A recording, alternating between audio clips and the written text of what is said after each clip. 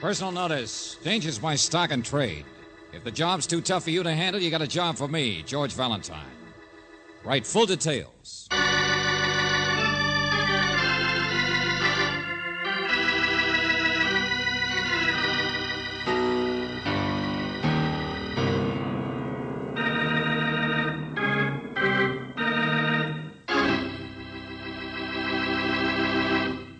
Well, you all set for another visit with Valentine? Ready or not, here he comes. And is he loaded. Now, don't get me wrong. I don't mean in the true sense of the vernacular, nor is he toting a Tommy gun. He's just up to his chin in bliss. You know why? He's going on a vacation. Now, whether you think this is the proper time of year to take a vacation, or whether you think he deserves one, is of no consequence to George. He just got tired of letting George do it, and packed Brooksy and his bags into the car and took off for his favorite seaside spot. Now, at first glance, this may look a little on the dull side, but stick around. It's only the beginning. Fish stew. George, are you sure this is the right road? It's so dark, all I can see is fog and sand. Yeah, I know, and they're both the same color. Now, don't worry, I can tell them apart. I tell you, Brooksy, the Italians call it Giuppino, and the French call it Bouillabaisse. But this stuff here tastes so much better than what they... I know, and Miss Gallagher just calls it fish stew. You've only told me about it 10 times. Well, now look, everybody else in the world gets a vacation. Why can't I? At least once a year, can't we go off somewhere and have some fun? George, I'm not complaining about a vacation. I think it's wonderful. No mysteries, no letters from people getting murdered. But I mean, it's so silly just picking up and going someplace you happened to be once where they have fish stew. Oh, but Angel, you haven't tasted it yet. Besides, I wrote to her, didn't I? Still like to know why she didn't answer. Miss Gallagher? Well, that's right. Why look on the gloomy side? Maybe she's poisoned on her own cooking. Darling, if I sound like a gloomy... What's the matter? Road sign. Oh, I guess I'd better powder my nose, hadn't I? Sandy Spit, 1 mile. Yep, almost there. Fog's clearing a little, too. Here comes the moon. Looks cold, doesn't it? Sandy Spit, I don't blame you. Even the name of the place is crazy. But it's quiet. Nothing ever happens here. Nobody ever comes here. Aren't there any tourists or summer visitors? Not many. You've seen the roads. Just sand fleas and seagulls, mostly. Oh, a few artists or hermits, maybe. But I think most people are afraid of this kind of country. Too lonely. Just miles and miles of sand dunes and wind. Yes. George, I take it all back. I think I'd like something warm and friendly, like a fish stew.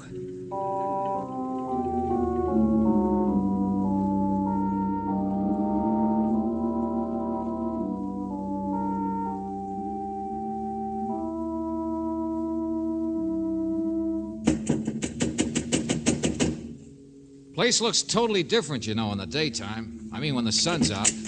Well? Oh, well, hello. I was looking She's for... not in. Yeah, I was going to say Miss Gallagher. Well, obviously I'm not her, am I? My name's Dr. Crowell, and you can take my word for it, she's not in. Good night. Well, you see, we're down to visit. She might not remember, but Mr. Valentine here wrote for reservations, only she didn't answer, so I'm not surprised. Probably wouldn't answer if you were standing in the same room. What? She don't take in guests anymore. I'm the only one left, and the way things are going, I won't last much longer. Well, what's happened that Or changed? am I wrong? Sure, you're not here for hospitality, are you? Wasting my time, aren't I? What on earth are you talking Like all the rest, just nosing around. Well, I'm not going to show you no gold cup. Gold cup? For my money, it ought to have stayed buried another 300 years. And Gallagher along with it. Her and her big secrets and mysteries. Yes, and you, too. You should all be dead.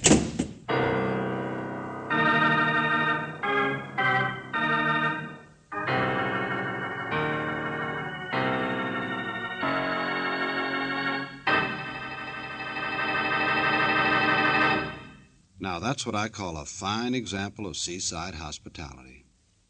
I think George better give up the idea of fish stew, or he'll end up dead as a mackerel. All of which makes me think that I'd better clam up and let you hear something that's not a fish story. Now, let's see how George and Brooksy are making out. I don't think this little safari to the sea is going to turn out to be much of a vacation. And neither does Brooksy. Nothing ever happens in Sandy Spit. The guy's nutty. Just Come on. warm fires and good food. What I want is a vacation. You know, once a year, get away from all the puzzles and excitement and mysteries. Cut it out, Angel. It doesn't mean anything. Only what did he say about a gold cup? George. Hey, wait a minute. Never mind. Listen. What? Yeah, party going on down the street. I thought everybody was a hermit in this town, like Dr. Crowell. Great party. For the little woman and I, we sure appreciate it. Sure do, Mr. Lewis. Likewise in spades. Come along, Clyde. Well, at least nothing so very wrong can be going on here with people that happy. Anytime, you two, anytime. But it's your house tomorrow night, eh? Oh, no, it's my house. It's such fun to get together, isn't it? Yeah, night, Miss Gallagher. Sure is. Night, Miss Gallagher. Come on, George, Clyde. Hold my at hand. least there's our Miss Gallagher. Yeah, come on, let's... Hey, where is she? Well, she lives back this way, so she must be coming... No, she's disappeared. And another couple, the big blonde and her husband. Where are they now? Well, you might have noticed where she went. An item like that Oh, is... come on. People don't just get swallowed up in the night. There aren't any cabins or houses out this other way, but... Miss Gallagher! Nobody here but us vacationists. Now, wait here, Angel. She must have gone this way. I'll catch up with her. Oh, Miss Gallagher! Miss Gallagher! Hey, what do you think you're... Oh, excuse me, Mac. Sorry. No. My fault. I didn't see you, hiding there. What? I don't get you. Me, just tying a shoe, that's all. Who are you? Well, now, take it easy. I'm just a visitor, that's all. Yeah, let's not kid each other, Mac. My name's Mercy, see? Clyde Mercy. Mercy Carnivals. Maybe you heard the name in better days. I even used to do a muscle act myself, see? So don't bother with no double talk. Hey, what makes you so anxious? My name's George Valentine. Just going through town, that's all. Oh. Sure, yeah. That's the way with me, too. Yeah. Just visiting, that's all. The little wife's in training here. Long-distance swimmer, you know. That's a dead little place. Nothing ever happens. You won't have much fun. I was just on my way for a little stroll on the beach before I turn in, you know. It was a silly idea anyway, I guess. Mm-hmm. Huh? Oh, yes, dear. Right here. I was just... Did you see her? Baby. Did you see where she went? Please. Or did you pull another stupid Baby. thing? Oh. Hello. Hi. Well, let's get home, baby. Time for us to be in bed. Well, good night, Valentine. Nice to meet you. Nothing ever happens here. Come on, Angel, down the beach.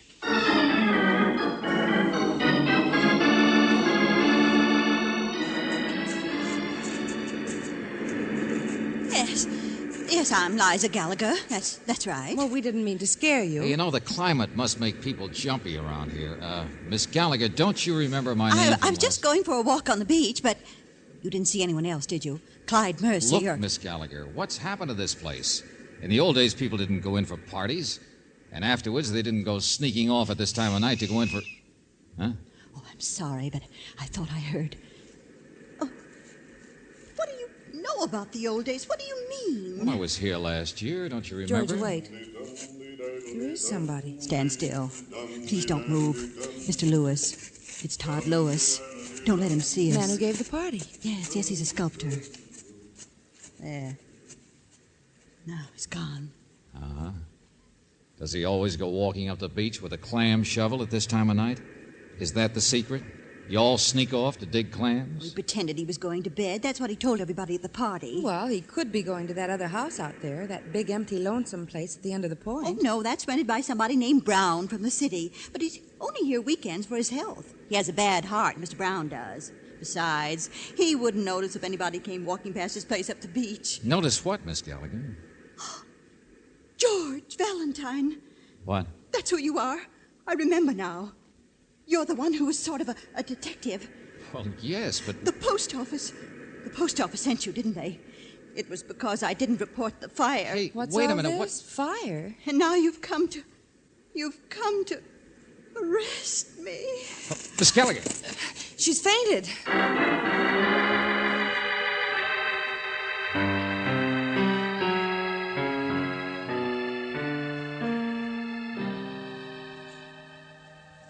Miss Gallagher, please, start at the beginning, will you? If you feel all right and I've convinced you I'm not a post office inspector.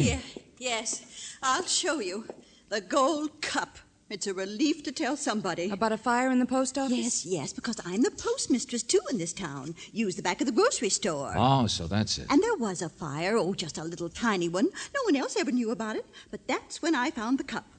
Go on. Well, I keep a sack out for people to mail things, and everybody sends packages, sends shells or paintings, or even once that Mr. Lewis sent a whole bust of General Grant, in concrete, too. You must sell a lot of stamps. Oh, I didn't do anything dishonest. It's just that somebody dropped a match or a cigarette, I guess, and this one package got burned, and I couldn't tell who was sending it. You know, the return address. It was all charred. But it was going to a jewelry buyer in the city. I know that because I rewrapped it and sent it on. Only pull down the blind first, will you? Oh, here. Now, look, if this cup was in that package you sent on, then how can you show it to us now? Wait. There, you see? I made a cast out of it with some of Mr. Lewis's clay. It's sort of a funny shaped cup. It was found someplace here on Sandy Spit. It must have been, because someone was sending it. Found it buried in the sand. They must have. Mm-hmm. This is just like the original? Oh, yes. You can even see the markings. Well, that's what I meant. I don't read Latin so well, but it's a good 300 years old, I'd guess. Spanish. It's Spanish. I looked in a book. I mean, the design and everything. And made out of hand-carved solid gold like that. You know how much it weighed, Mr. Valentine. Don't mind. I get the idea. A thing that size. Somebody went digging for clams or fishing for a stew and made a fortune on the haul.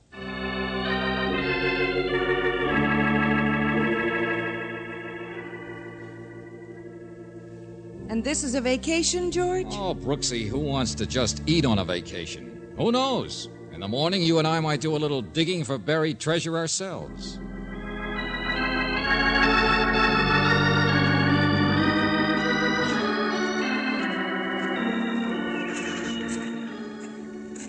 Who really found that cup, Mr. Lewis? The $64 question. Me, I'm about as subtle as a hammer. I just ask people. And somebody's a liar? Well, would you tell? Or would you tell where? Or would you let people follow you to the right place? Nah. You were a boy once yourself. Okay. Some rich guy named Brown from the city owns this property. And Oh, therefore... that bird was never out here? No. Property lines don't mean anything where treasure's concerned. Finders, keepers. Oh, now there, see? A guy like that. Yeah, he's my choice. Huh, what? Well, look, over there in the sand, taking a nap, see?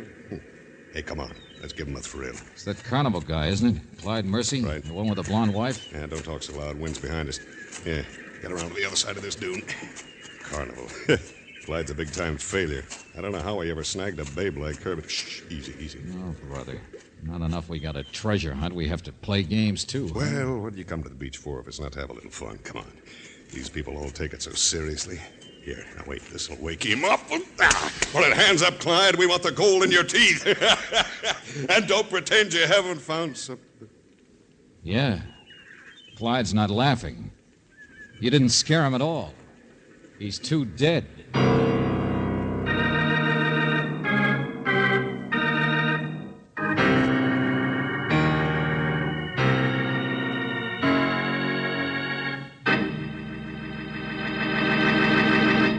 Say, I wonder what inside information Clyde had on that buried treasure. Must have been pretty good to have someone rub him out for it. Or is that the way it happened? Well, let's give a listen to this first, and then maybe we'll find out.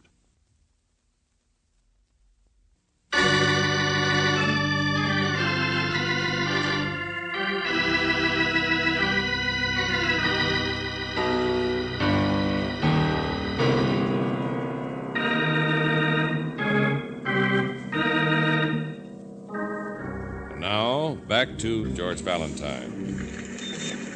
Sandy Spit, place for fleas and seagulls.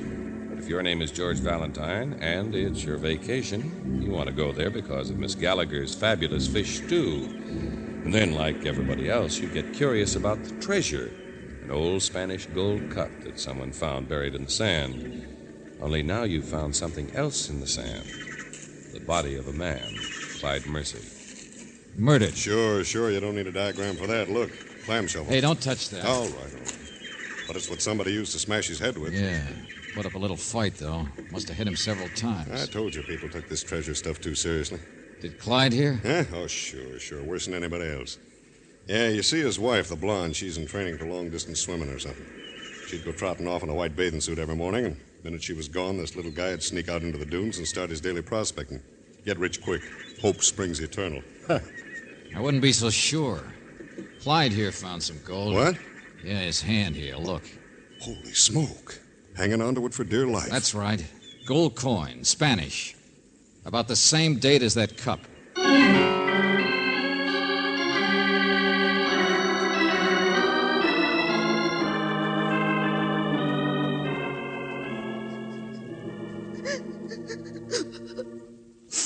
Clyde. It's such a silly name. I always yelled at him so. Yeah, we understand, Mrs. Mercy. No, you don't. How could you? People like us. My third husband, you know that? And when I met him, I thought he was such a silly-looking ape, gawking at me in a bathing suit. Here, have a drink. It'll make you feel better. I married him for his money. Do you know that? That's the funniest part. He used to own a carnival, see, and I thought your husband was broke. Well, he lost it, naturally. Well, he wasn't any good. And me and my big mouth, of course, I told him so and yelled at him, and he just got broker and broker. Until all he could think about was digging for buried treasure, huh? Sure, you got the idea. Saps. We're all just saps going around. Oh, I'm sorry. What did the sheriff say, Mr. Valentine? Oh, nothing yet. Just that this forsaken place has a population of 73. 73, the sheriff says. 75, counting us. You want to bet the sheriff will be a lot more interested in finding out about the treasure than who killed Clyde. Look, Mrs. Mercy, why don't you go on home and stop? I know. Stop crying. Clyde's dead. If there's anything more I can do, I'd be Of course there isn't. I'll go swimming, that's what I'll do. What do you think I am, a baby? Oh, come on, Angel. Let's go back in and talk to Mrs. Gallagher about... No, how do I know who it is? Who cares? They're out in the back. But Dr. Crow, wait. Don't get in such a lather about things. Hello, Miss Gallagher. Oh, Mr. Valentine, he's gone. He took his bag and just ran out. I told him to wait for you. What are you talking about? A phone just came from Mr. Brown's house. Brown? Rich guy out at the point, Angel. He's sick, Oh, remember? no, that's not what I mean. Dr. Crowell couldn't tell who the voice was, but of course that doesn't mean anything to him. He doesn't believe in mysteries and Never treasures. mind, I get it. Brown's only home on the weekends. Yeah, I remember. So then who called the doctor and why?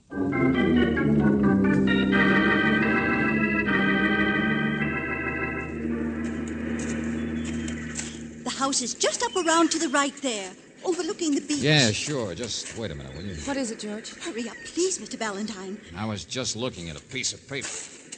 Taxi slip, see? Oh. Somebody's been here, all right. Been here pretty often, too. Look, another one over here. Here's still another one. And those little slips they tear out of the meter. That's right. And one of them's so fresh it isn't even damp from the salt air. Come on, step on it.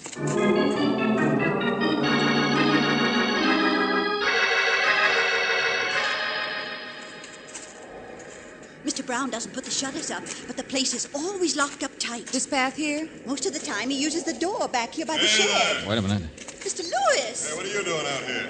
Well, now, that's a question I was going to ask you. Eh? Well, I'm trespassing, naturally.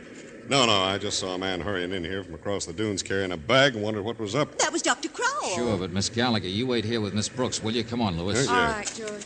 Hey, what's she so upset about this time? I don't know. Hey, the door's open. Uh-huh. Back way goes to the tool shed, I guess. Front doors just let sand in this country. Yeah. Oh, but that's not all. Yeah. Lying on the floor by the hall. Come on. Yeah, look. Doctor's kit beside him. Oh, brother. Now, wait, don't touch him. He's not dead. I don't see any marks on him. Don't touch him. Huh? Who's that? It's Dr. Crow. Let him lie just the way he is. Wait a minute, doctor, but this guy on the floor, who's... It's Mr. Brown's house, so I guess it wouldn't be too far-fetched if this guy were Mr. Brown. Boy, genius. I don't need your help, gentlemen. The ambulance is on its way. Just telephone. Yeah, but who hit him? Who slugged Be him? quiet, will you? What happened, Doctor? Heart attack. Yeah, I was... He'll be all right. Just needed a little shot, that's all. Well, is it all right if I ask him a couple of questions? No. I'm no specialist, but he's sick. Now go play your Captain Kidd game someplace else. Okay. I guess he wouldn't answer the questions anyway.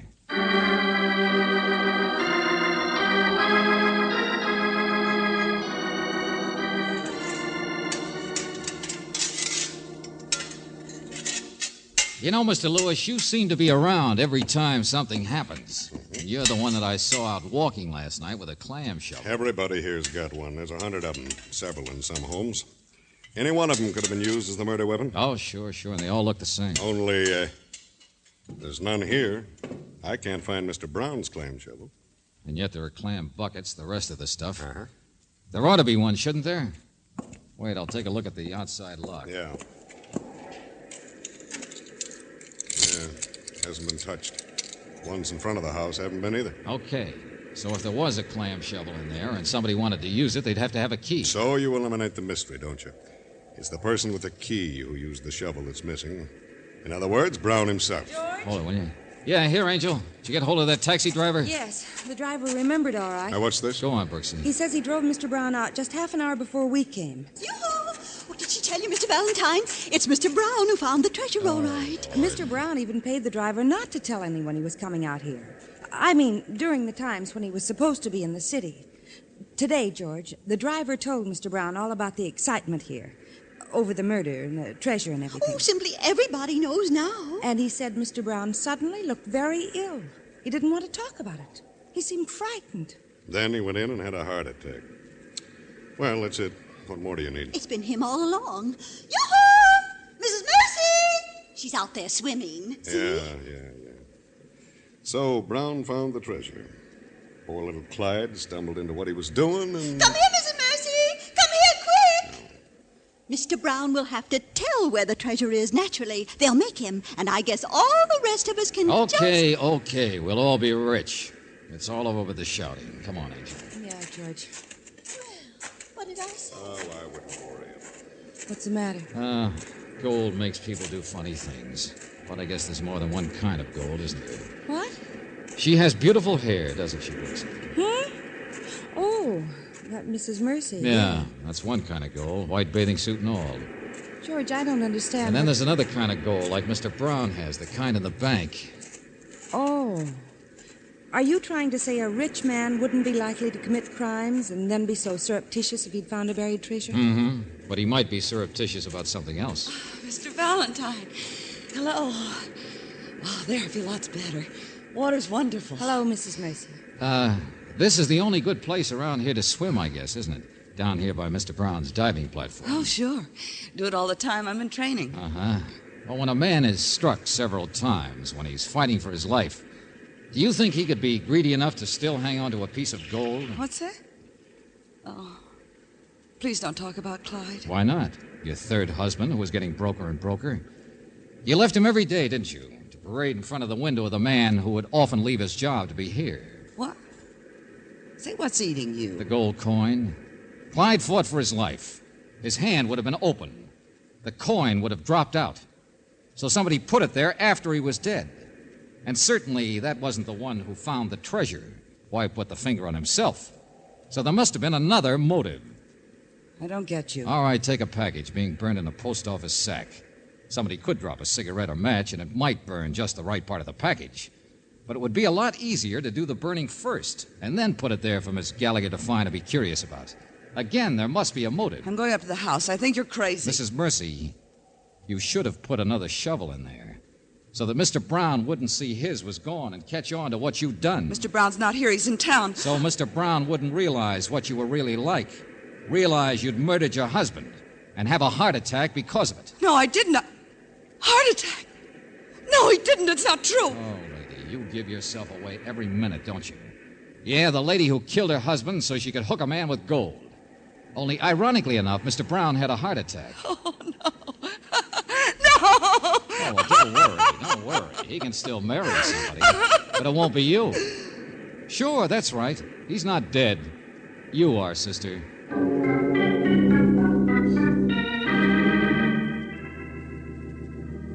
But the gold, George, that cup and the coin, the treasure. Oh, there isn't any, Angel, don't you see? Mrs. Mercy just used it to set up a perfect murder. This is Sandy Spit, remember? Just a place for fleas and seagulls. Stick around, I'll prove it.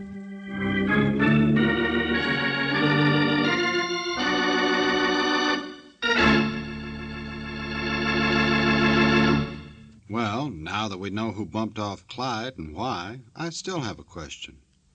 When is George going to get around to having some of that fish stew he's been yapping about? This I gotta see. Just like this, you've got to hear.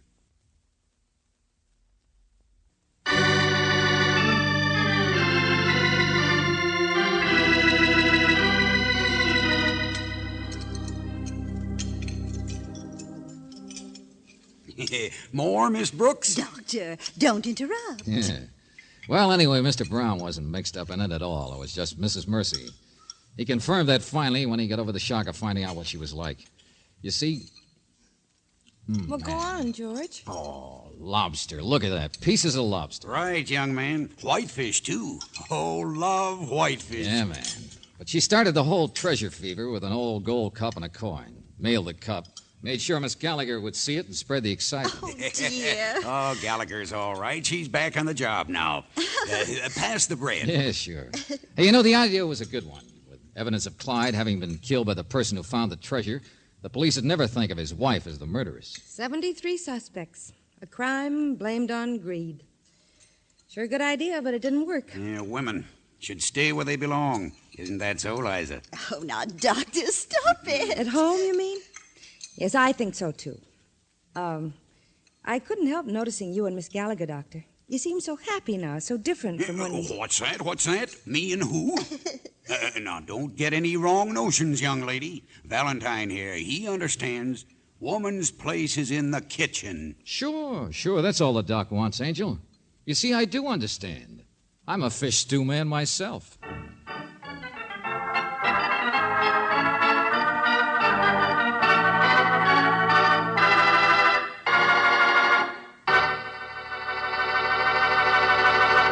You have just heard Murder on Vacation, another Let George Do It adventure. Robert Bailey was starred as George Valentine, with Virginia Gregg as Brooksy. Our story was by David Victor and Jackson Gillis, with music by Eddie Dunstetter. Now, this is yours truly inviting you to another visit with Valentine, when you will again hear what happens when you let George do it.